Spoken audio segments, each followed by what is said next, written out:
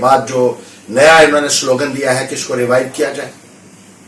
कभी पाकिस्तान के हक में बात की जाती है, कभी चाइना के हक में बात की जाती है, चाइना की पाकिस्तान की सपोर्ट लेने की बात की जाती है उनके नेताओं द्वारा, और जो मसले अवाम के हैं उनको पूरे तरीके से नजरअंदाज किया जाता है। और सारे सिलसिले में जम्मू प्रांत है जो पूरे तरीके से मार्जिनलाइज हो रहा है, नजरअंदाज हो रहा है, और जम्मू को पूरे तरीके से जो है वो अनदेखी की जा रही है। इन तमाम मुद्दों को देखते हुए जम्मू ने एक फैसला लिया, 20 ऑर्गेनाइजेशंस ने मिलकर, कि जम्मू के इश्यूज के लिए जो है वो संघर्ष करेगी। एक लॉन्ग टर्म प्लान होगा हमारा और एक शॉर्ट टर्म प्लान होगा।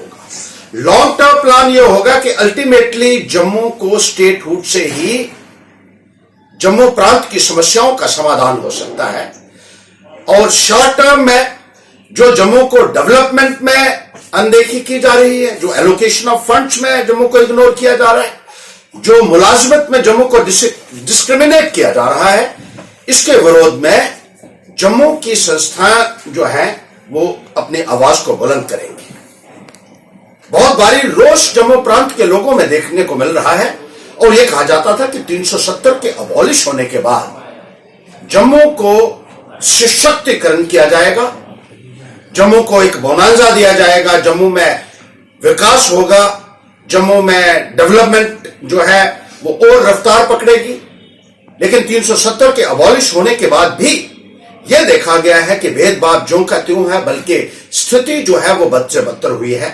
और अक्सर जो है वो रेफरेंस दिया जाता है, जो फायर सर्विसेज की लिस्ट निकली है, ये पहली लिस्ट है जो आर्टिकल 370 के अबॉलिश होने के बाद निकली है, और इस लिस्ट में भी 690 में से 620 कैंडिडेट्स जो हैं वो कश्मीर के सिलेक्ट हुए हैं, 70 के करीब जो है वो जम्मू प्रांत से हुए हैं, यानी 10% तक हमारा हिस्सा जो है वो महदूद होकर रह गया।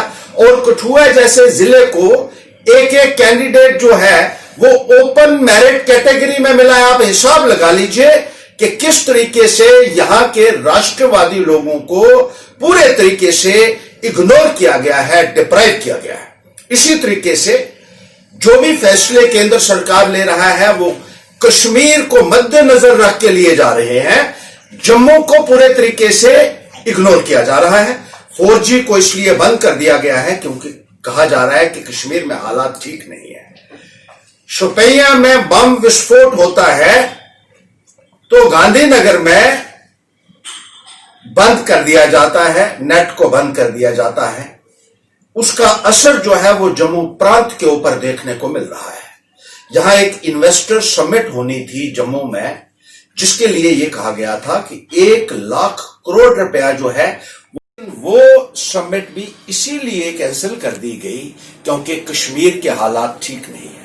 जम्मू में हमें जमहूरी निजाम से इसलिए वंचित किया गया है क्योंकि यह कहा जाता है कि कश्मीर के हालात ठीक नहीं है। कश्मीर के गुनाहों की सजा कब तक जम्मू के अवाम को मिलती रहेगी, ये एक बहुत बड़ा सवालिया निशान है। और जो लोगों का तजर्बा है, जो हम पिछले कई दशकों से देख रहे हैं, और जो हमने आर्टिकल 370 को अबॉलिश होने के बाद भी देखा है, उससे यही निर्णय निकाला जा सकता है कि जम्मू को स्टेटहुड ही एकमात्र इस समस्या का समाधान हो सकता है। जो है वो खो चुके हैं, उनके सब्र का पैमाना छलक चुका है। अब लोग सामने आ रहे हैं। जम्मू के राष्ट्रवादी लोगों को, जो तिरंगा उठाकर चलने वाले लोग हैं, उनके अपने अधिकार चाहिए। हम कश्मीर के खिलाफ नहीं हैं, हम लद्दाख के खिलाफ नहीं हैं, लेकिन जम्मू के लोगों के अधिकारों के ऊपर डाका डालकर हमारा हिस्सा कश्मीर को देना या दूसरे किसी रीजन को देना यहां के लोगों को हरगिज गवारा नहीं है। और इसीलिए पैंथर्स पार्टी ने यह फैसला लिया है कि जम्मू की लड़ाई जो है उसको और ज्यादा आने वाले वक्त में रफ्तार देगी, ताकि यहां के युवाओं को, यहां के विद्यार्थियों को, यहां की सिविल सोसाइटी को अपने अधिकार मिल सके, अपना हिस्सा मिल सके। और इस लड़ाई में हमने ये अपील की है कि ज्यादा से ज्यादा संस्थाएं जो हैं वो शामिल हों। जो भी जम्मू प्रो लोग हैं, जो भी जम्मू के अधिकार की बात करते रहे हैं, उन सब से हमारा यह आह्वान होगा कि इसमें शामिल हो और जम्मू के अधिकारों की लड़ाई में पैंथर्स पार्टी के साथ शाना बिशाना चले, ताकि सही मायने में जम्मू प्रांत का सशक्तिकरण हो सके और यहां के लोगों को अपने अधिकार मिल सके। देखिए, जम्मू डिक्लेरेशन की अभी एक शुरुआत हुई है। अभी हमने ये कहा है कि जम्मू की लड़ाई जो लोग लड़ना चाहते हैं वो एक प्लेटफॉर्म पे आ जाए। अगर हम अपने अपने संस्था से ये आवाज उठाएंगे, उसमें शायद इतनी मजबूती नहीं होगी और अलग अलग आवाज दब सकती है, लेकिन जब सारी संस्थाएं इकट्ठी होंगी और एक प्लेटफॉर्म से आवाज बुलंद करेंगी, उसमें एक मजबूती आएगी, उसको ज्यादा स्ट्रेंथ मिलेगी और फिर उस आवाज को कोई दबा नहीं सकता, उसको कोई कुचल नहीं सकता है। वो आवाज जो है वो केंद्र को भी सुननी होगी और जितने भी यहां जो हुकूमत जिसकी भी होगी उसको भी उस आवाज को न केवल सुनना होगा बल्कि उसके ऊपर अमल करना होगा। आज की तारीख में मैं ये कहना चाहता हूं कि जम्मू का और जम्मू के लोगों को अपने पैरों तले इन सरकारों ने रौंदा है और दिल्ली भी सीधी बात जो है वो कश्मीर के साथ करती है। हमें आज भी याद है कि जब जम्मू कश्मीर में सरकार बनी और 25 सीटें यहां भारतीय जनता पार्टी को मिली थी, जम्मू से कश्मीर से नहीं मिली थी।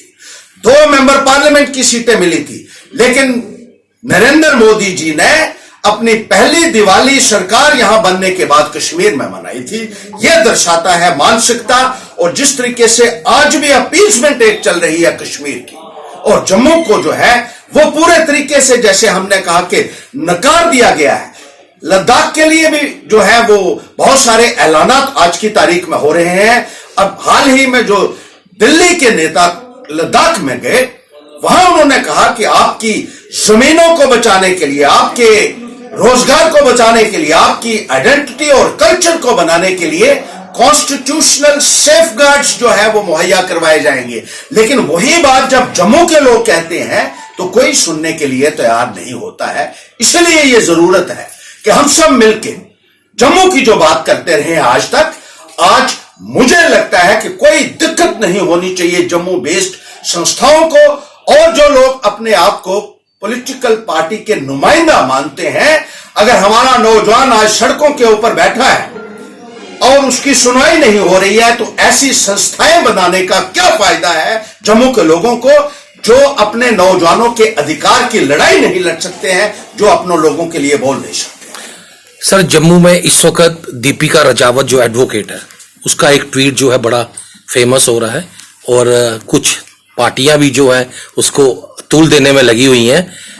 क्या समझते हैं आप? मुझे नहीं लगता है कि इतना ज्यादा वो जो है उनको इतनी तवज्जो देनी चाहिए। वो इस किस्म के बयान पहले भी देते रहे हैं और उसको इतना हाइप देके हम उनको इतनी इंपॉर्टेंस ना दें तो मुझे लगता है कि ज्यादा बेहतर होगा। उसको डिसमिस कर देना चाहिए ऐसी स्टेटमेंट्स को जो है एज अनवारंटेड, अनवांटेड, और एक माइंडसेट उनका जो पहले से रहा है वो उसको ही दर्शा रहे हैं। सब लोग अच्छे तरीके से जानते हैं।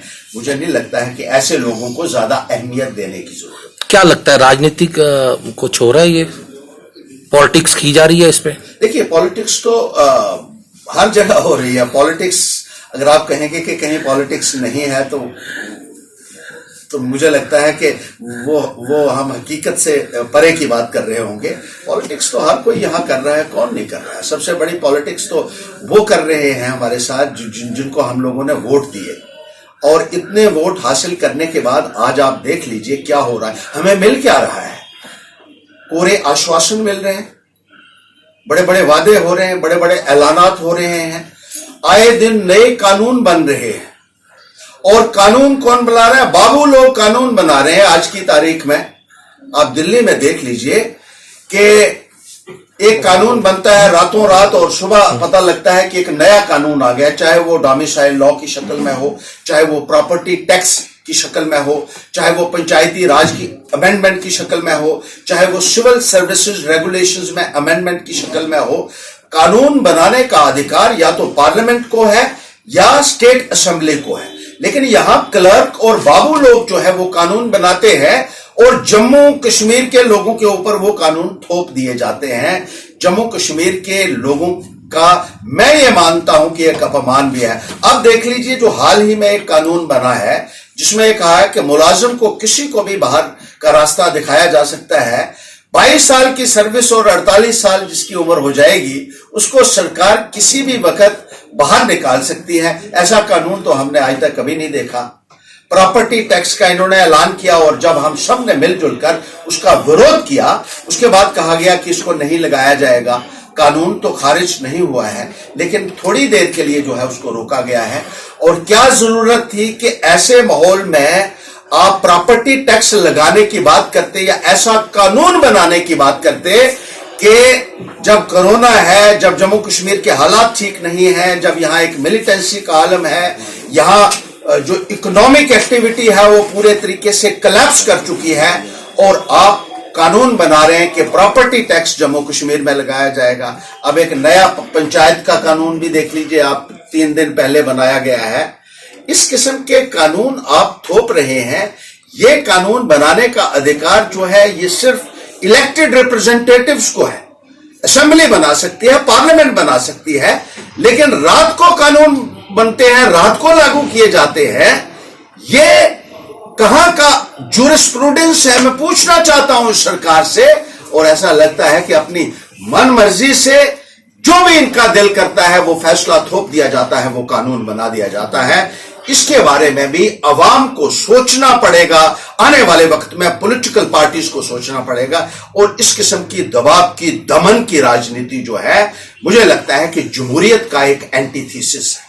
आतंकवादियों, आतंकवाद छोड़ो और आपको नौकरियां दी जाएंगी। सिन्हा साहब के इस बयान को किस तरह से आप लेते हैं? बिल्कुल आपने ठीक फरमाया है कि यह भी एक कारण है कि जिस तरीके से कश्मीर में एक अपीसमेंट की पॉलिसी चल रही है, बड़े बड़े ऐलानात वहां होते हैं।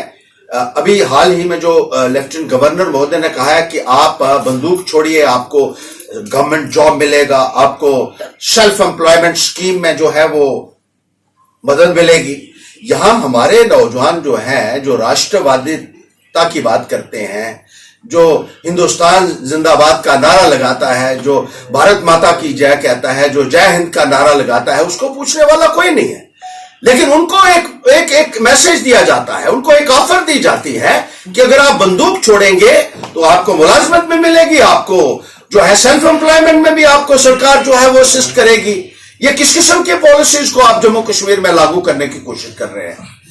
इससे जम्मू के नौजवानों के अंदर एक भारी गुस्सा जो है वो देखने को इसकी वजह से मिला है। और इससे पहले भी आपने ये देखा होगा कि स्कॉलरशिप को डबल करने के लिए भी जो स्लेन मिलिटेंट्स के बच्चे हैं उनकी स्कॉलरशिप को डबल करने के लिए इसी सरकार के दौरान जो है एक प्रपोजल भेजा गया। जब लोगों ने शोर किया तो उन्होंने कहा अभी हमने होल्ड पे रखा हुआ है, अभी उसको रिजेक्ट नहीं किया गया, अभी वो प्रपोजल है, वो जिंदा है कि जो मिलिटेंट्स के बच्चे हैं उनकी स्कॉलरशिप डबल कर दी जाएगी। तो जम्मू का नौजवान कहां जाएगा?